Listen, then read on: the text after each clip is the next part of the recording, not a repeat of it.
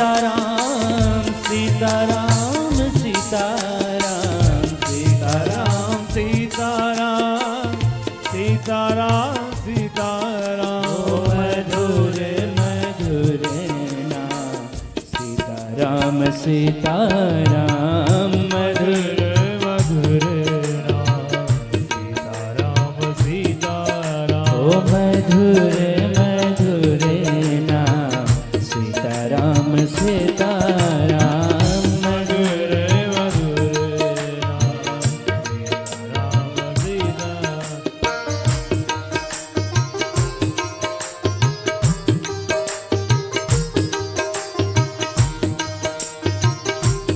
सभी भाव से तालियों की सेवा करते हुए जय हो।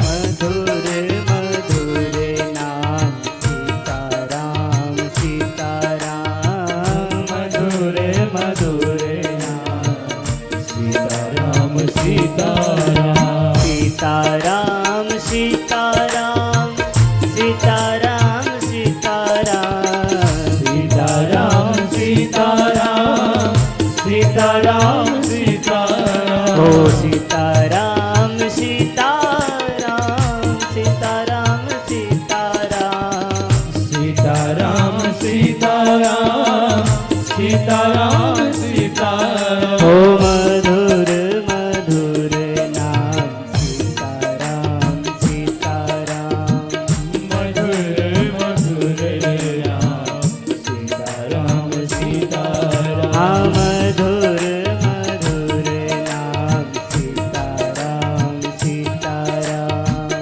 मधुर मधुर नाम सीताराम सीताराम सीताराम सीताराम सीताराम सीताराम सीताराम सीताराम सीताराम सीताराम सीताराम सीताराम।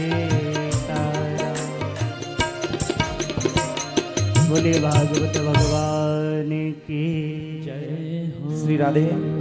बोलिए श्री वृंदावन बिहारी लाल की, भागवत भगवान की जय जय श्री राधे। सज्जनों, आज हम सब के बीच में हमारे इस शहर के एवं सारे मध्य प्रदेश एवं भारत के जाने माने राष्ट्रीय कथाकार परम श्रद्धे परम पूज्य आचार्य प्रवर पंडित श्री अभिषेक कृष्ण शास्त्री जी हम सब के मध्य में हम सबको कृतार्थ करने के लिए इस भागवत में पधारे हुए हैं। मैं आप सभी भक्तों से चाहूंगा जोरदार तालियां बजा करके पूज्य महाराज श्री का हार्दिक अभिनंदन वंदन करें और उनके साथ में जितने भी साथी पधारे हुए हैं, आदरणीय शरद भैया जी एवं जितने भी सभी साथी पधारे हुए हैं, उनका भी हमारी इस व्यासपीठ की ओर से, तरुण महाराज जी उनका भी व्यासपीठ की ओर से एवं हमारे इस भागवत सेवा परिवार की तरफ से बहुत बहुत हार्दिक अभिनंदन वंदन आप सभी से एक बार और चाहूंगा जोरदार तालियां बजा करके उनका हार्दिक अभिनंदन वंदन करें। देखिए सज्जनों, जब ऋतुओं में वसंत आती है, ऋतुओं में जब बसंत आती है तो नए पत्ते, सारी इस सृष्टि में एक नई उमंग आ जाती है। और उसी प्रकार जब जीवन में कोई संत पधारता है तो हमारे इस मन में भी एक नई उमंग आ जाती है, एक नई किरण आ जाती है। आज हम सबके जीवन को धन्य करने के लिए पूज्य महाराज श्री पधारे हुए हैं। मैं उनसे चाहूंगा आप सभी की ओर से 2 मिनट हम सब के लिए 2 शब्द अपने आशीर्वचन स्वरूप में हम सबसे कहें।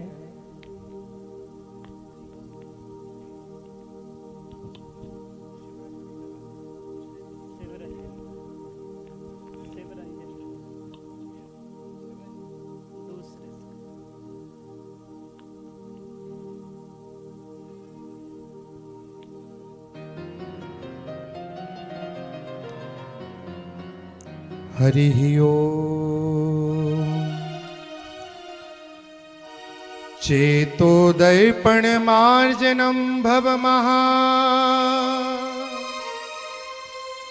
दावाग्निर्वापणम् श्रेयः कैरवचन्द्रिका वितरणम् विद्यावधू जीवनम् आनन्दाम्बुदिवर्धनं भवमहा दावाग्निर्वापणम् सर्वात्मस्न परं परं विजयते श्रीकृष्ण संकीर्तनम् या स्वानुभावमखिलं श्रुतिसारमेकं मध्यात्मदीपमतितितिर्षतां तमोन्धम् संसारिणां करुणयाः पुराणगुह्यं तं व्याससूनमुपयामि गुरुं मुनीनाम् प्रह्लाद नारद पराशर पुंडरीक व्यासाम्बरीश शुक शौनक भीष्म दाल्भ्यान् रुक्मांगदार्जुन वसिष्ठ विभीषणादि पुण्यानि मान परम भागवतान् नमामि। ऐगिरि नंदनि नंद तमेदन विश्व विनोदिनि नंदिनुते गिरिवर विंध्य सिरोधनि वासिनि विष्णु विलासिनि जिष्णुनुते भगवती हे सिति कंठ कुटुंबनि भूरि कुटुंबनि भूति कृते जय जय हे महिषासुर मर्दिनि रंभ कपर्दिनि शैलसुते। हरिशरणम असंख्येय दिव्यानंद कल्याण गुणगण निलय सतघन चितघन आनंद घन अशरण शरण सर्वेश्वर भक्त वत्सल शरणागत वत्सल गोपी जन वैष्णव संतों का परम धन परम हंस संहिता पुराण पुरुषोत्तम श्रीमद् भागवत महापुराण पराम्बा जगदम्बा भगवती माता शीतला के आश्रय में उपस्थित होकर नगर के समस्त रसिकों को अपनी भावमयी मधुर वाणी से श्रीमद् भागवत की बोधमयी कथा को सुनाने वाले व्यासपीठ पर विराजित पूज्य श्री सुमित कृष्ण जी,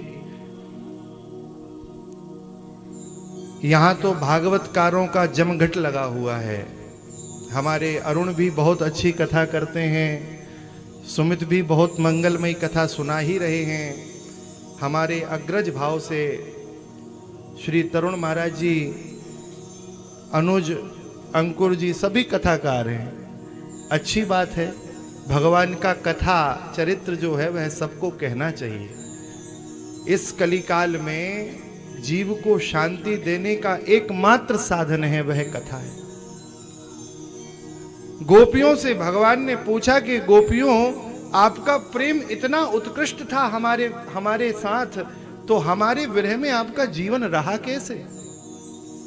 प्रेम तो महाराज दशरथ का था कि देखो हम बन गए और सुमंत्र जी ने आके कह दिया कि राम जी चले गए, अब लौट के नहीं आएंगे, तो हमारे पिता महाराज दशरथ ने प्राण त्याग दिए। ये प्रेम था। प्रेम मछली का जल से होता है, जब तक रहती है जल में रहती है, जल का त्याग हुआ कि उसने अपना शरीर छोड़ दिया। फिर कैसे गोपियों आपके प्रेम को उत्कृष्ट कहें, जबकि आचार्यों ने गोपियों के लिए कहा गोपी प्रेम की ध्वजा। हम जिस मंदिर में बैठे हैं, मंदिर परिसर में पहले परिसर होता है, फिर सीढ़ियां होती हैं, फिर मंदिर का चौक होता है, उसके ऊपर गर्भगृह, गर्भगृह के ऊपर गुंबद, गुंबद के ऊपर कलश। लेकिन महाराज जी कलश से भी उत्कृष्ट यदि कोई है तो वह ध्वजा है। यदि प्रेम के मंदिर की चर्चा करें तो रसिकों ने कहा गोपी प्रेम की ध्वजा, जिन गोपाल कियो निज अपने, उड़ लगी श्याम भुजा, गोपी प्रेम की ध्वजा। आह, गोपियां प्रेम की ध्वजा है। तो आपका कैसा प्रेम हमसे भाई? गोपियों ने कहा प्रभु हम तो उसी दिन मर जाते जिस दिन आपके आने की आस छूट चुकी थी, फिर जीवन किसने दिया?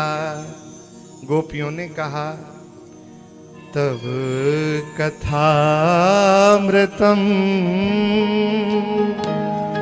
तत्त्वजीवनम्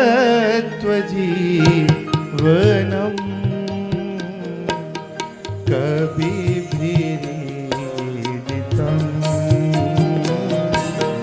कल्मषापहम्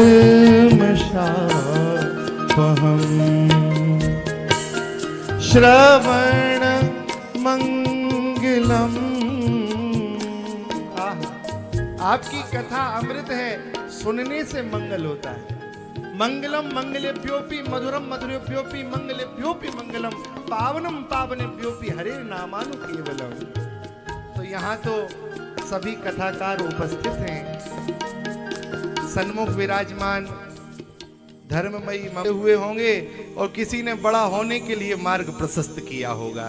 तो हम तो आप सबके बालक हैं, अनुज हमारे, सुमित हमारे अनुज ही हैं और बहुत प्रेम से कथा सुनाते हैं। हम आप सबको अपना वंदन प्रणाम कर रहे हैं।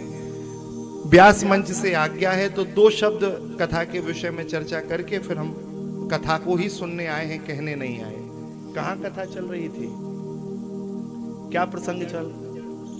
अरे वाह, जड़ भरत जी का प्रसंग चल रहा है। वाह, श्री जड़ भरत जी ने रहुगण से कहा कि हे रहुगण, बिना महद पाद रजोभिषेकम, तेरा कल्याण बिना संतों के चरणों की धूलि को सिर चढ़ाए हुए नहीं हो सकता। भैया, जिस चरित्र को आप सुन रहे हैं ये सामान्य पुस्तक नहीं है, ये सामान्य कोई किताब नहीं है। जिन श्रीमद् भागवत जी के आश्रय में हम बैठे हैं, भगवान के कितने अवतार हैं? कितने अवतार हैं? 24 अवतारों की कथा भागवत में कही। हमें लगता है कि ठाकुर जी असंतुष्ट हो गए। भगवान ने सोचा कि जो काम हम 24 अवतार लेके नहीं कर पाए, इसलिए एक अवतार और लेना चाहिए। श्री ठाकुर जी से जब भगवान जाने लगे तो उद्धव जी हाथ जोड़ के खड़े हो गए। प्रभु, आपके ऊपर काल की बाध्यता नहीं है, आप काल को चलाने वाले हैं। संसार काल क्रमेण जगतः परिवर्तमानो चक्रार पंक्तिरिव गच्छति भाग्य पंक्ति, ये संसार के जीव का नियम है। आपके ऊपर काल का चक्र नहीं चल सकता।